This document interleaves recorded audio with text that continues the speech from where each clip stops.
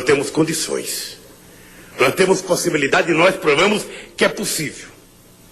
Eu duvido que tenha um empresário neste país que diga que ganhou menos dinheiro no meu governo do que no governo dos outros que pareciam que ser amigos dos empresários. Eu duvido que tenha trabalhadores que ganharam, e eu fui sindicalista durante 20 anos. Eu duvido que tenha no movimento sindical momento da história em que eles ganharam o que estão ganhando hoje.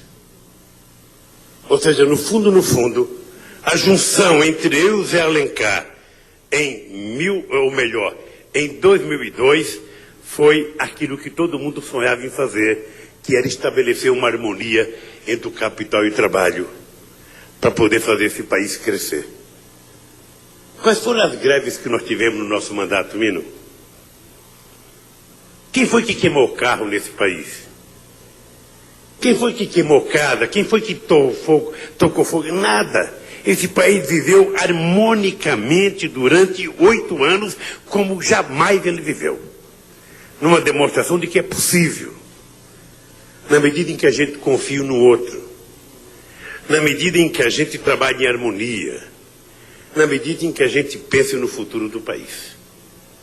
É assim, meu querido Abílio Diniz, que eu vou entregar esse país. Os pobres comendo mais. Os pobres entrando no shopping. Abrindo conta no Itaú, no Banco do Brasil, na Caixa Econômica, no Bradesco. Os pobres já não estão mais tratados como marginais. Eles já podem entrar de sandália havaiana num banco e não são tratados como se fossem palha da sociedade. Os catadores de papel de São Paulo têm conta em banco e tem 220 milhões de empréstimos do BNDES para os companheiros que catam papel. Eu lembro, Mino, e vou terminar dizendo isso, que um dia eu perguntei ao companheiro Guido Mantega se nós éramos um país de economia capitalista, por que a gente não adotava uma política capitalista para esse país? E perguntei ao Guido Mantega quanto crédito a gente tinha disponibilidade nesse país. Eu quero dar.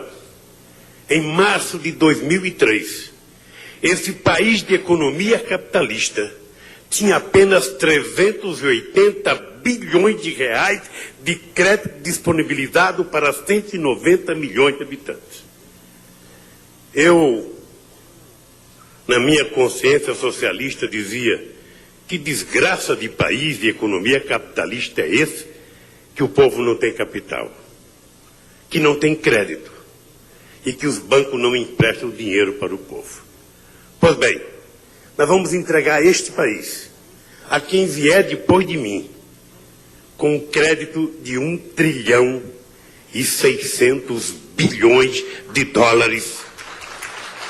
Nós, somente o Banco do Brasil hoje, somente o Banco do Brasil, não sei o Itaú que você não me contou, Roberto, mas somente o Banco do Brasil hoje tem todo o crédito que o Brasil inteiro tinha em 2003. Somente a Caixa Econômica Federal, Guido, tem 175 bilhões. Somente o Banco do Brasil tem 360 bilhões. Somente o BNDES, que emprestava no máximo 30 ou 40 bilhões, tem hoje mais de 150 bilhões emprestados. E nós achamos que é pouco. O Guido sabe que na crise econômica a gente discutiu. Esse país não sairá da crise, Guido, se não tiver crédito. Trate de liberar compulsório, trate de comprar carteira de banco pequeno, trate de comprar carteira para liberar os bancos menores, trate de fazer com que a gente abra isenção de IPI, de imposto para os produtos de consumo popular. E foi exatamente, Mino, foi exatamente essa política anticíclica que o Guido colocou em prática junto com o Miguel Jorge, que fez com que esse país se sobressaísse melhor do que o Império, os Estados Unidos ou do que a Europa. Eles que sabiam tudo, eles que davam palpite em tudo, eles que sabiam a solução de todos os problemas da humanidade quando a crise era na América Central. Mas quando a crise molhou eles, eles não souberam como resolver o problema. Então, companheiros e companheiras, primeiro, meus parabéns pelas empresas que receberam os prêmios. Aliás, tem algumas empresas, menino, que você tem que rever, porque tem algumas que ganham prêmio todo ano, sabe? Todo ano. Nós precisamos mudar aí, tentar não incluir, não inscrever mais dessas empresas nas pesquisas, porque está demais.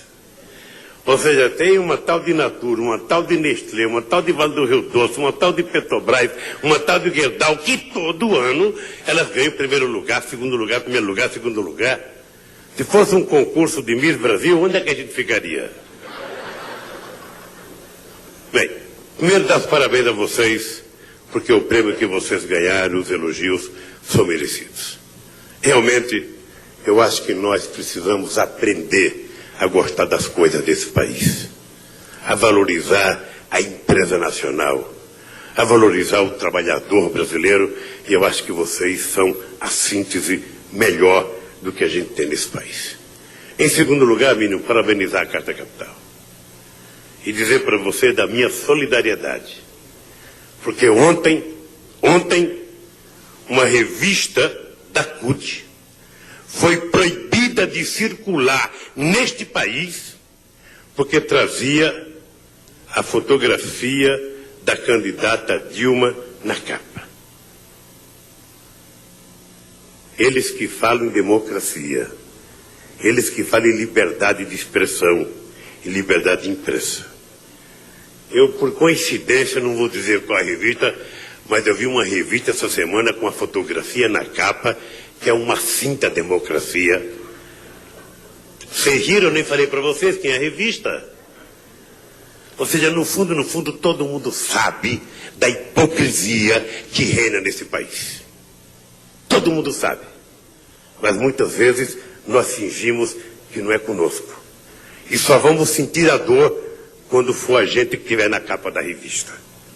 Porque nesse país ninguém tem que provar nada, é só acusar. Acuse. Acuse. Depois você não tem que provar a inocência de ninguém. É o acusado, mesmo que inocente, que tem que provar a sua inocência. E quando é provada a sua inocência, não sai uma nota no pé de um jornal desse país. Eu sei, Mino, o que você sentiu. Eu sei. Eu sei o que você sentiu quando fez o Jornal República, quando fez a revista Veja, quando fez a revista Isto É, quando fez o Jornal da Tarde, eu sei. Porque neste país, ser sério, é uma afronta. Aqueles que governaram esse país a vida inteira e nunca agiram com seriedade. Eu quero dizer para vocês que eu vou terminar o meu mandato com orgulho de nunca ter precisado almoçar num jornal, numa revista ou numa televisão. Nunca. E não faço isso por orgulho. Faço isso por independência. De não precisar jantar nem almoçar com ninguém. De pedir favor a quem quer que seja para me colocar na última, na primeira ou na página do meio. A única coisa que eu quero é que digam a verdade e somente a verdade. Contra ou a favor, mas diga apenas a verdade. E enquanto a classe política, Eduardo, não perder o medo da imprensa, a gente não vai ter liberdade de imprensa nesse país. Esteja certo disso. A covardia é muito grande nesse país. E eu acho que nós estamos construindo uma outra nação. E eu estou dizendo isso no final do meu mandato. Daqui a 74 dias eu não tenho mais imunidade, eu não tenho mais nada, eu vou ser um cidadão livre para poder falar o que eu quiser, quando eu quiser e como eu quiser. E se você quiser, mina, ainda de sobra, escreverei um artigozinho na Carta Capital para fazer as coisas que eu acho que tem que fazer. Parabéns, Mino, parabéns a todos vocês e que Deus ajude esse país a continuar crescendo e se fortalecendo. Um abraço.